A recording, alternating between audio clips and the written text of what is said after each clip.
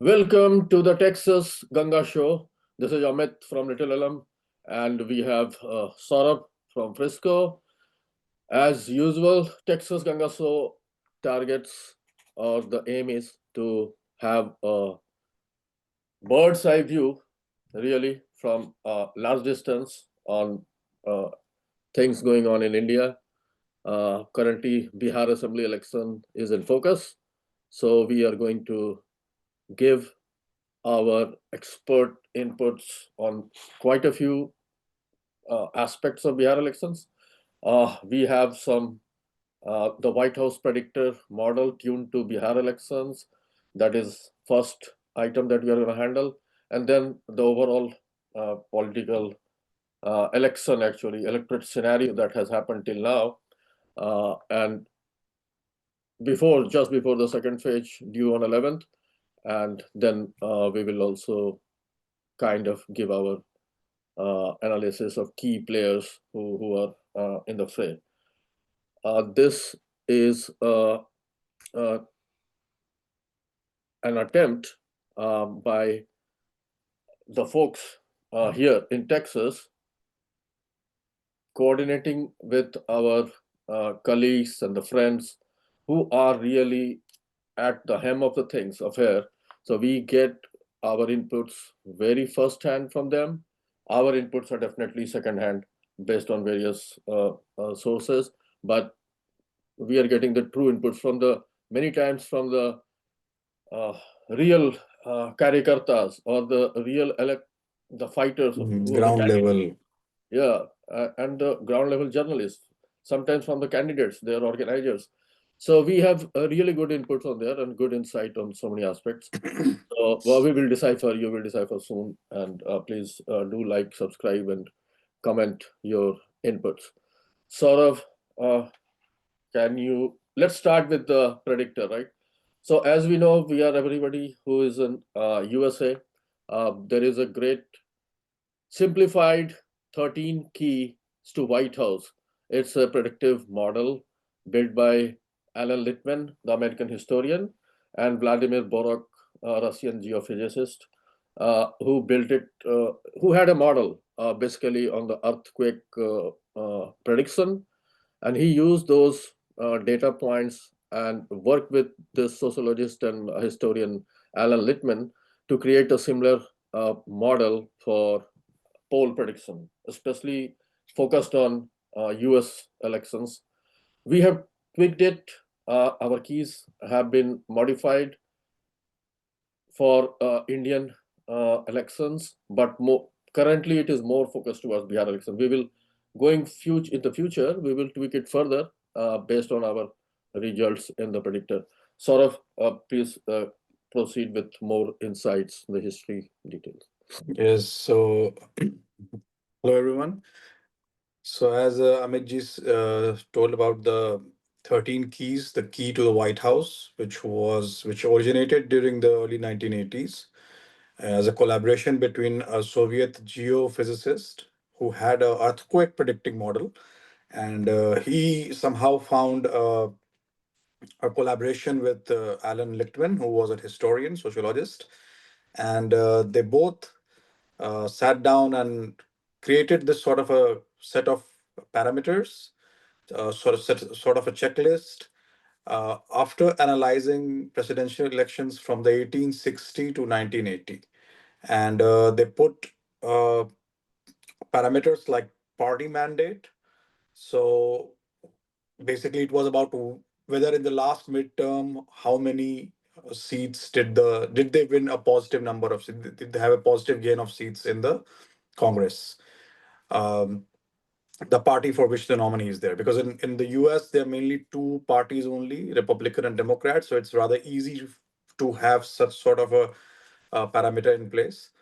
Then they put in no primary contest. So within the party, did that person have any competition, with stiff competition, like during the primaries, all the where you have seen the Republican primary how it happened, the Democrat primary how it happens. So whether they had a very stiff competition, was it like they just sailed through? Then you have an incumbent, whether it's an incumbent, because in the US the president can run only once more. So whether it's the same president running or it's a new person who's running, no third party. So if there is a third, so in the US, although there are two major parties, you can have a libertarian person standing there or independent standing like Bernie Sanders and all that. So that is there. Then you have a short-term economy, whether it was strong or weak, uh, or short or strong. Then the next point is a strong long-term economy.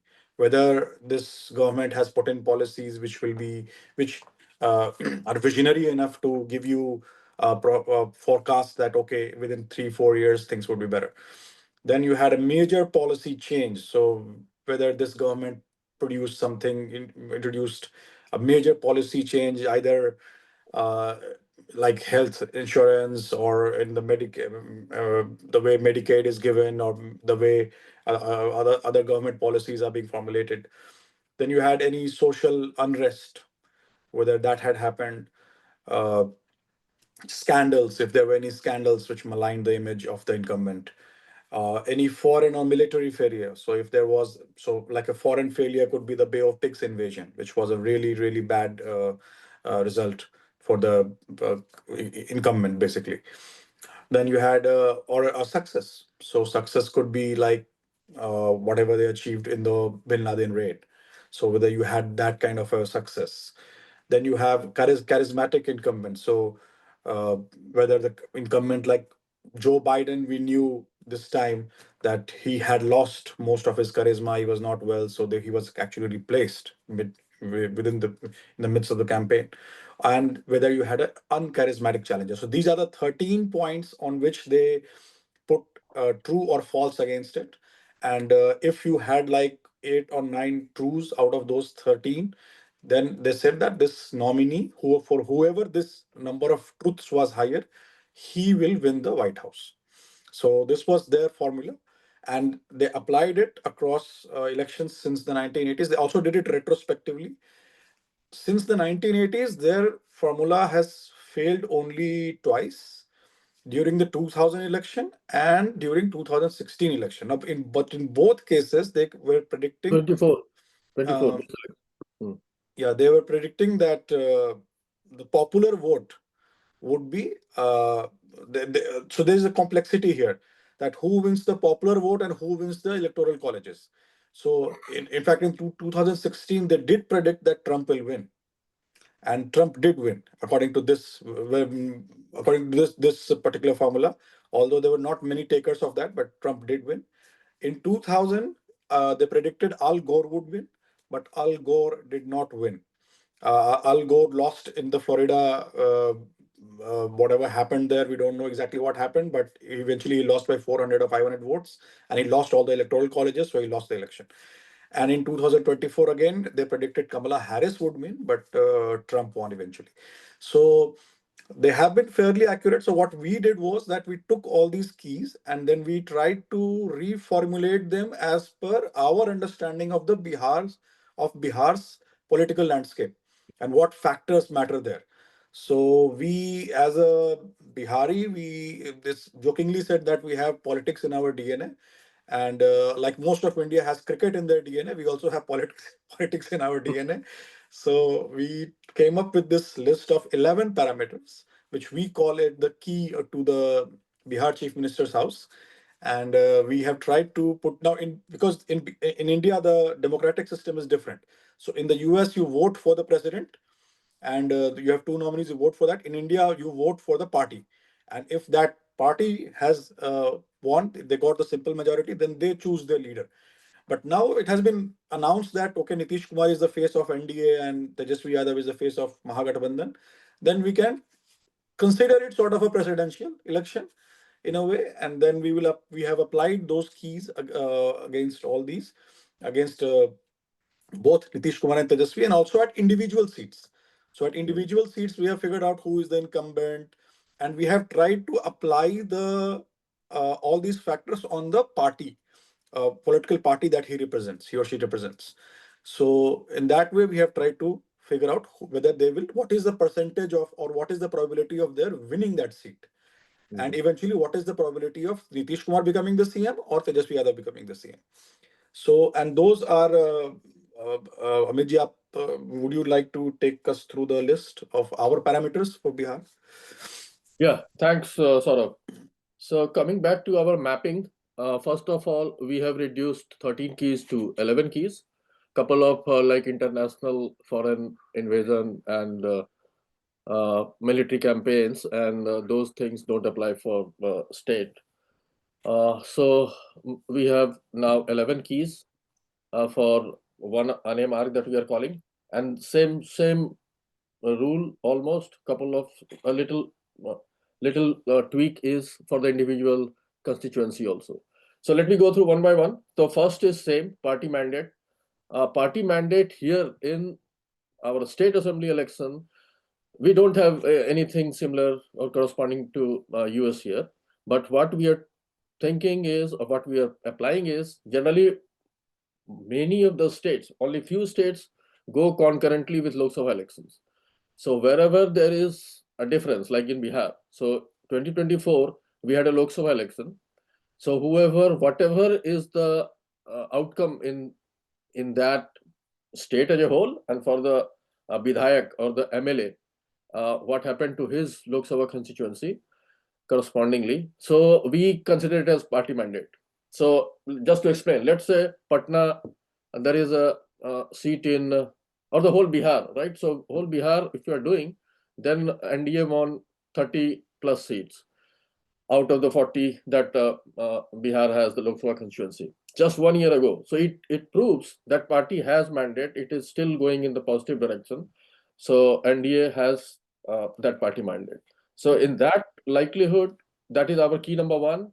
And we Just to have add here, Amit ji, I think we also, because we can also figure out after the Lok Sabha election whether that assembly seat who won there, that Mhm. also can be figured out, and they all do that. Yes. They all do that mathematics. That within, because one constituency is generally two or three assembly seats. So Six they, or seven. based on Mm. the population, it's like that. So you can figure out that okay, this seat was in the Lok Sabha. Who would have won this seat if it was a state election? So that also is taken into account. Yeah. Yes, yes, yes. Thanks for that. The point number two is uh, how much struggle that uh, constituency MLA before getting nominated from his party. This is, I mean, we are handling both the scenarios. So for at the constituency level, how much ease of getting the ticket for that MLA? At the state level, how much? I mean, whether he is the leader of the coalition or I mean, he is projected, right? So that those are the corresponding keys. Saurabh, is it okay? Okay. Yeah. So like the way, for a long time, both the alliances took a lot of time to tell us who their actual face was. Mhm. So now we know that okay, these are the officially these are the two faces.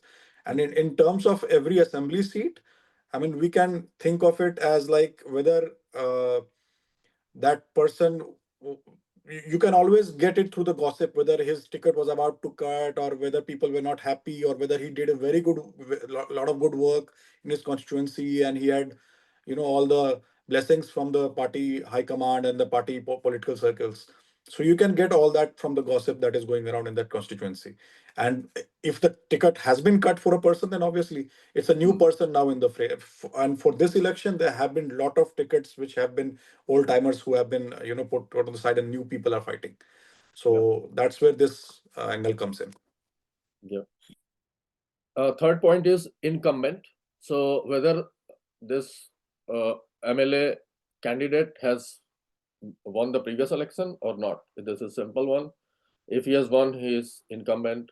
Similarly, for the CM phase, whether he has ruled, he has been in the CM seat for last 5 years, I mean during the last term or not. This is as simple as that.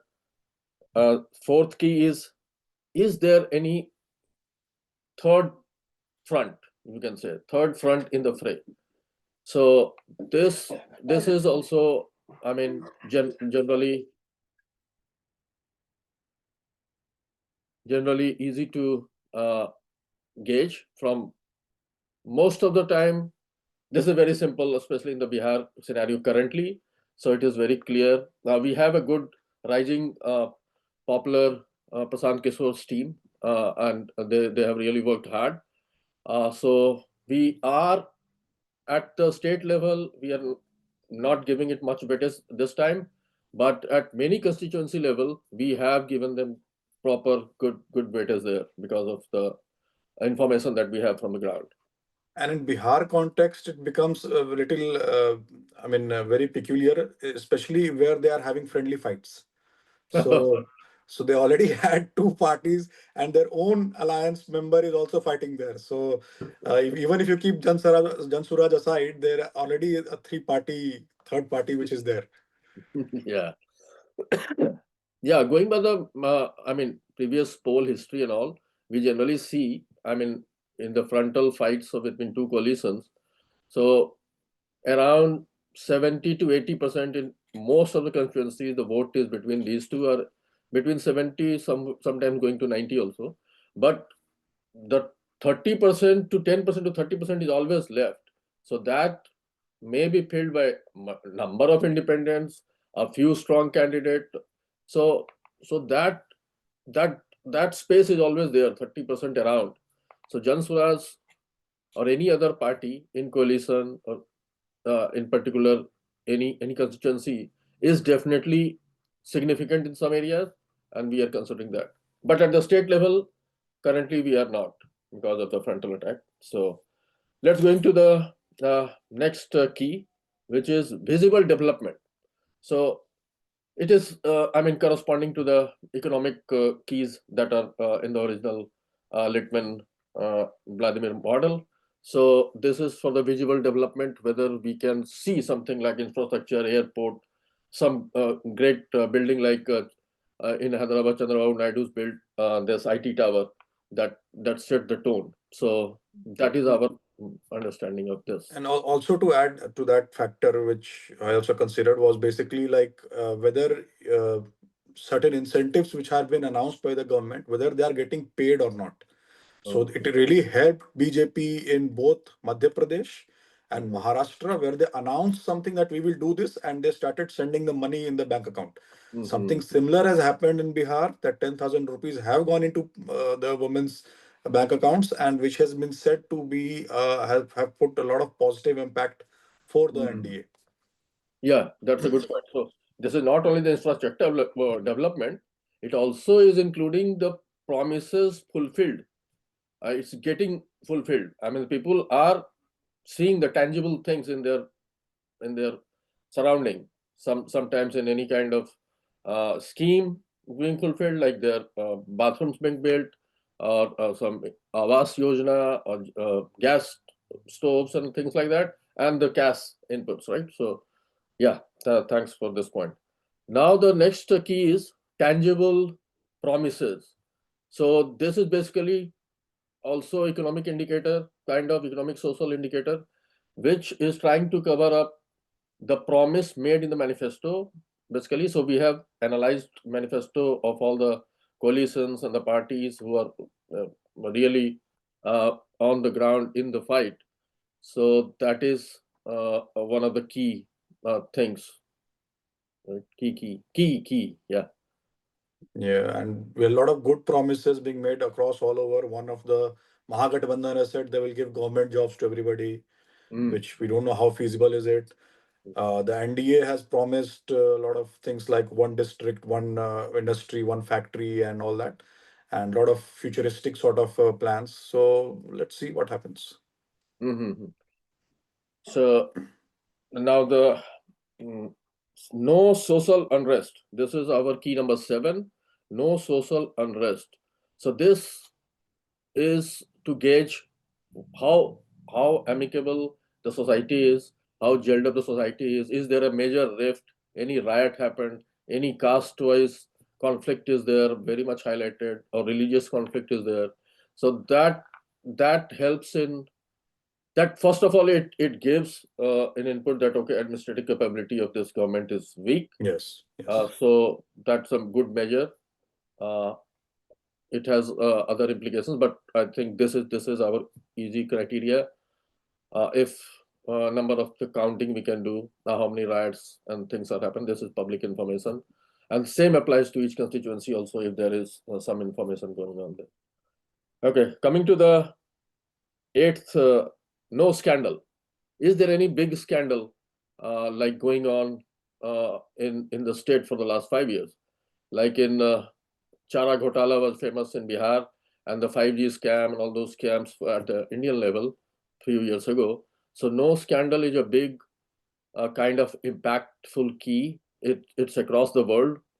Here in Bihar, also it is But as any democracy will have this impact. But but there is a undercurrent here in the sense that the highest level of the government may be corruption free, maybe, Mhm. but it is said that in Bihar the bureaucrats from top to bottom, they have the whole bureaucracy has become very very very corrupt, Yeah, and everybody is saying that it's not like yeah. some opposition only. But Mm. anyways, and Yeah, let's because I think for at least for the chief minister one, because the problem is definitely there in the corruption field at the lower level.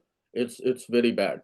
Uh, Everybody is suffering, and everybody is aware. I think from the top to bottom, and they are unable to do so. There is a mass unrest on that for sure, and this just at the one key that okay, there is no scandal at the top level, no big scandal. It does not.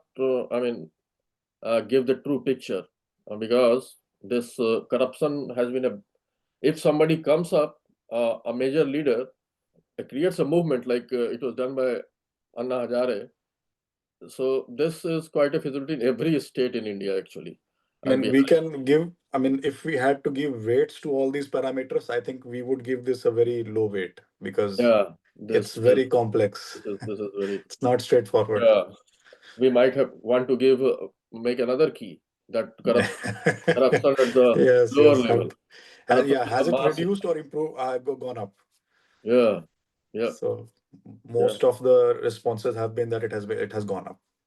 Yeah. Okay, cool. So no scandal in our terms is basically any major scandal which is in the Scams. paper, Yes, yes. scams in the paper news all over the place. The point is the lower level corruption has become such a daily routine task that people have almost become used to it and think that this is part of life. But that is not true. The people are suffering. They are under unrest.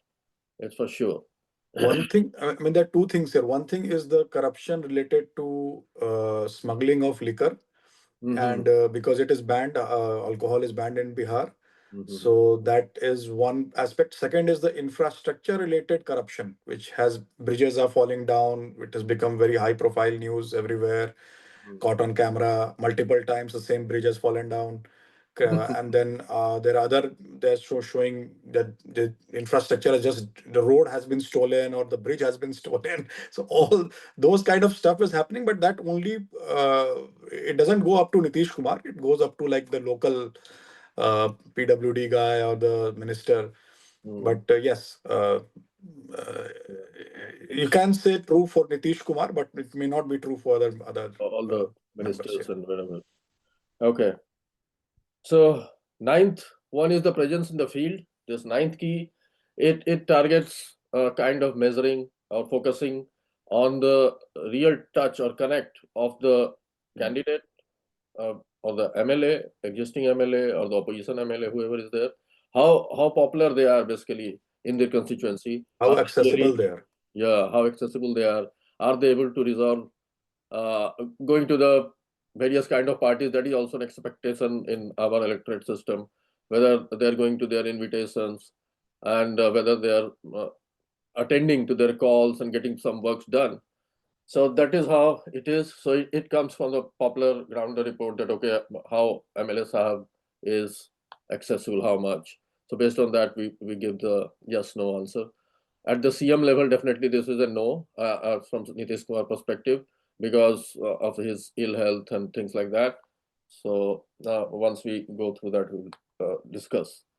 Point number 10 is charisma in the leader, who is against whom the measurement is. So the charisma is defined in many, I mean, It's a very big term. It's such a, but in the layman term, we can just say that, okay, the mass appeal, we can say, or the kind of attraction which, I mean, goes across the party lines. I mean, the person is not bound to one identity, and he's handling across the spectrum of the caste or the religion, and And is a good orator. That's yeah, very important. good orator and good worker. People trust them. Hmm. So people has a trust. It's oratory is one of the skills, but the trust comes on many other different ways. He has to do something to build win the trust of the folks. So that charisma is there or not. So that is the, and there are two keys for this. So we are measuring charisma of the uh, both the sides. So that is the last number of key, is whether the opposition is charismatic or not. If opposition is also charismatic, then this nullifies Stuff. Yeah. their both charismas. So that's our 11 key. Do you have any update to make, Saurabh, before we conclude this? No, I think you covered it well, sir. Okay, thanks. So we will uh, go ahead and apply this for the Bihar state as a whole quickly, run through this, and we will come back. So